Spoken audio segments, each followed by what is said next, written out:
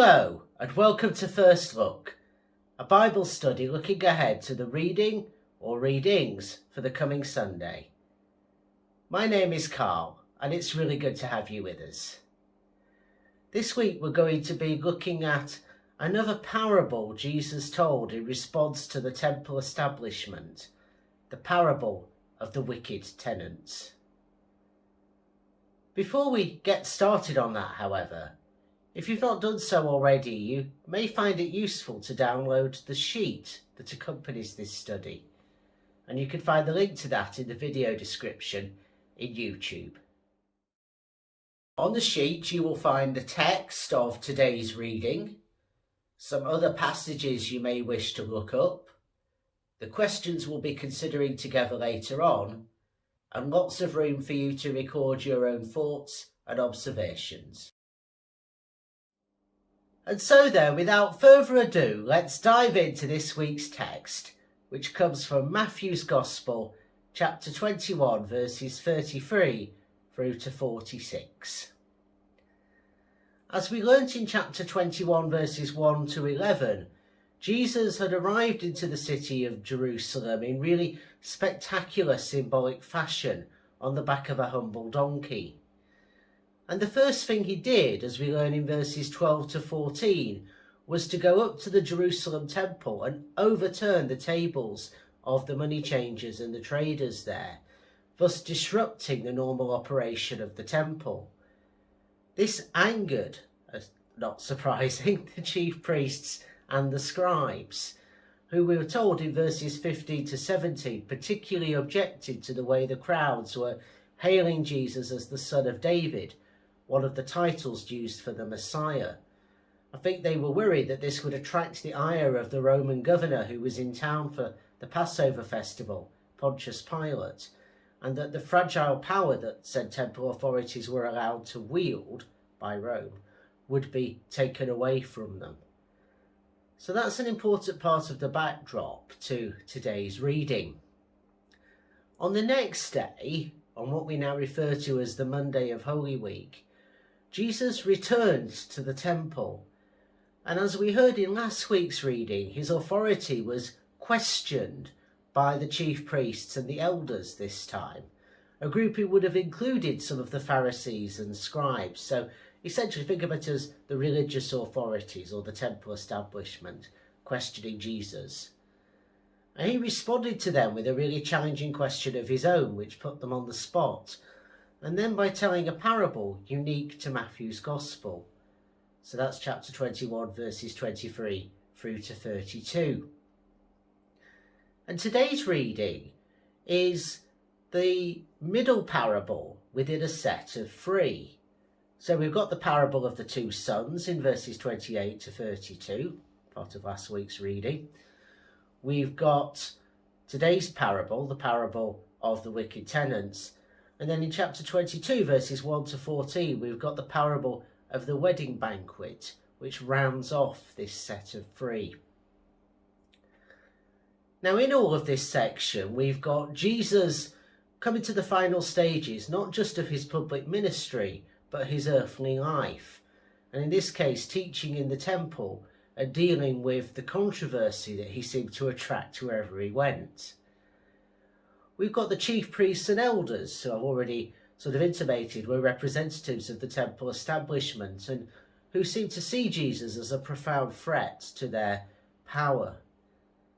And we've got the crowds, people who seem to have highly regarded Jesus. And as we hear in the final verse of today's reading, in verse 46, it was their adulation of Jesus and seeing him as a prophet that prevented the religious authorities from arresting him there and then. Now, Matthew's Gospel was the second of the canonical Gospels to be written, probably around 75 to 80 of the Common Era. It was written to a predominantly Jewish audience, though to a community that we know was changing and had Gentiles coming into it. And it was also thereby written after the destruction of the Jerusalem temple by the Romans in the year 70. Something which had a dramatic effect on God's people and their understanding of what that whole thing meant, what their identity was. So all of these tensions bubble under the surface all the time in Matthew's Gospel. Now, Matthew being the second of the canonical Gospels means that there is an earlier version of this story that we might go back to, that we find in Mark chapter 12, verses 1 to 12. That appears to be Matthew's source. He copies it in all but a couple of crucial details, and I'll highlight those as we go. We might also choose to look at Luke's later version in chapter 20, verses 9 to 19, which covers the same stuff, but again puts a slightly different twist on matters. There's a lot of background here in the Hebrew Scriptures. We might want to look, for example, at Isaiah chapter 5, verses 1 to 7, in which we see the nations of Israel in the north and Judah in the south portrayed as being like God's vineyard, which a God had lovingly tended, but nevertheless had yielded bad fruit. Jesus draws on some of the imagery from that in this parable.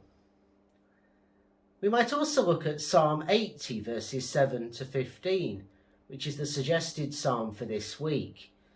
And again, it shows God's people being depicted as a vineyard, but also there's the reference there to the Babylonian exile and the destruction of the walls of the vineyard and its ravaging by wild animals, a way of depicting what has happened at God's hands as the people understood it. And finally, we might want to look at Psalm 118, verses 22 and 23, from whence we get the quote that used by Jesus in verse 42 about cornerstones. And again, I'll say more about that as we go through.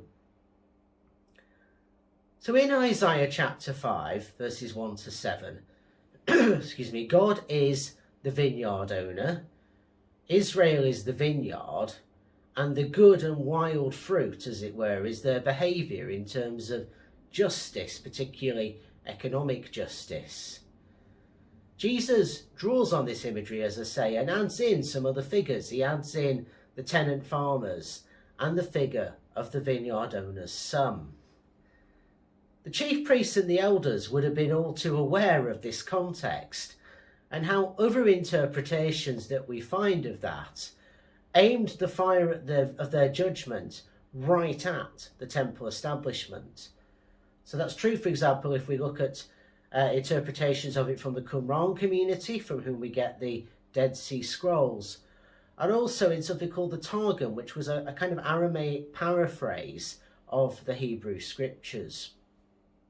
So as soon as Jesus began to tell this story, the chief priests and elders, I think, would have had that kind of clenching of the stomach as they knew what was potentially coming was not going to be good. Now, the themes of leased land and tenant vine dressers come up in similar parables told by other rabbis at the time of which we have records.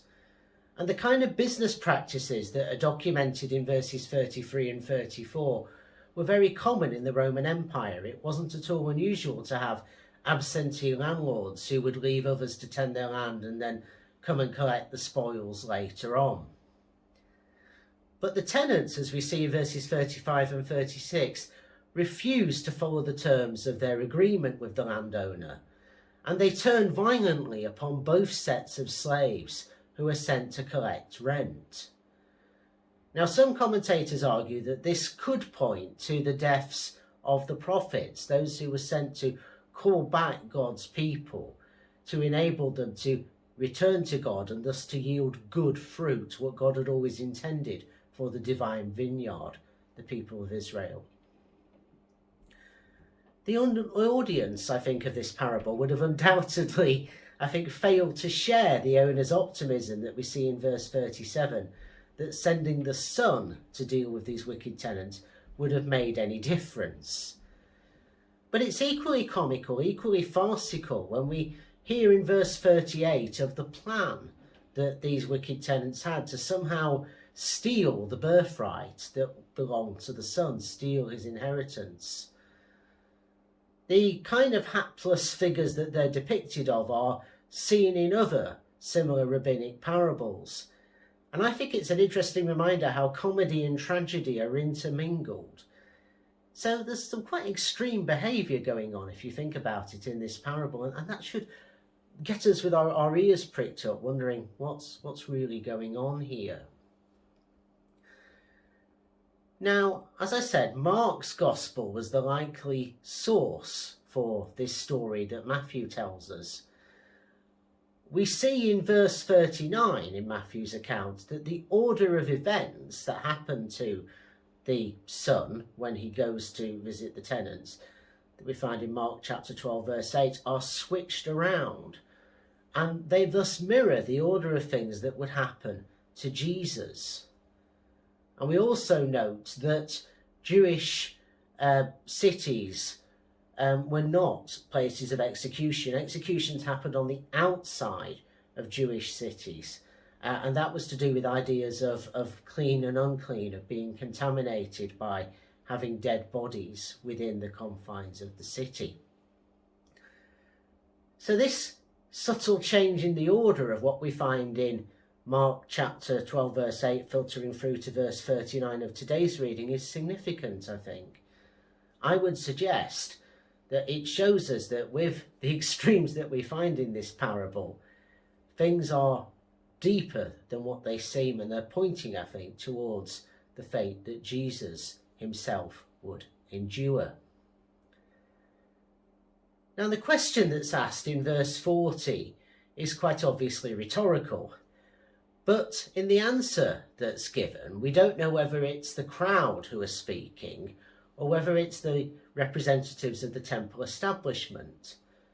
But if it's the latter, if it's the establishment figures, then the use of the future tense in all of this, in verses 40 and 41, is really interesting because it suggests that they could change their minds about how things will go, particularly perhaps they could change their minds in relation to the fate of Jesus. Now, in verse 42, Jesus seems to have concluded this parable and brings in a quote from the Hebrew Scriptures.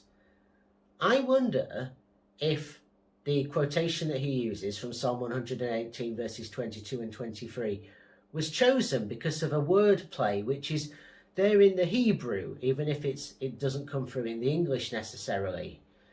Because the Hebrew word for stone was haben, and the Hebrew word for son was haben. So they're very close, as you can hear. And that might be why Jesus chooses to bring this apparently unrelated verse into play at this point. And in the Aramaic paraphrase that I mentioned earlier in the Targum, the stone that becomes the stumbling block, is identified with the son of Jesse, i.e. with King David, who was the greatest king of Israel. And we know that Jesus was a descendant of David, and indeed had just been referred to by the crowds in the temple the previous day as Son of David, when they were shouting, Hosanna. So we're getting a sense of all of this coming together, these messianic themes in what Jesus is doing here. Now, there's another addition here to what we find in Mark. In verse 43, Matthew adds a warning to what we have in Mark's version, saying that the kingdom of God will be taken away from the religious elites to whom this parable was primarily directed. Note not the Jewish people as a whole, but the temple establishment who were excluding people from the life of God's people, who were not fulfilling the vision of the kingdom. Jesus is not saying the ordinary people, as it were, would be cast away in all this. But the kingdom would be given, Jesus says, following through this, to those who are loyal to him, essentially. And that redefines what it means to belong to the kingdom, to be part of God's people. That it's not about going to the temple and sacrifices and so on and so forth. It's primarily defined in terms of loyalty to his person. Now, verse 44 was quite possibly a later addition to the text of Matthew's Gospel. Comparing early manuscripts of Matthew certainly suggests so. And it could refer to the dream of Nebuchadnezzar that Daniel interprets for him in chapter 2, verses 34 and 35. So in other words, pointing to the destruction of Babylon, the bringing out of exile, that kind of imagery being reused in a different setting to make a different point. It's not surprising that the chief priests and the elders, and I say that group would have included Pharisees and scribes in all likelihood, wanted to arrest Jesus, as we hear in verse 45 and 46. They were really angry about what he was doing, because they realised that this string of parables, say of which we're hearing number 2 of 3, was being told against them.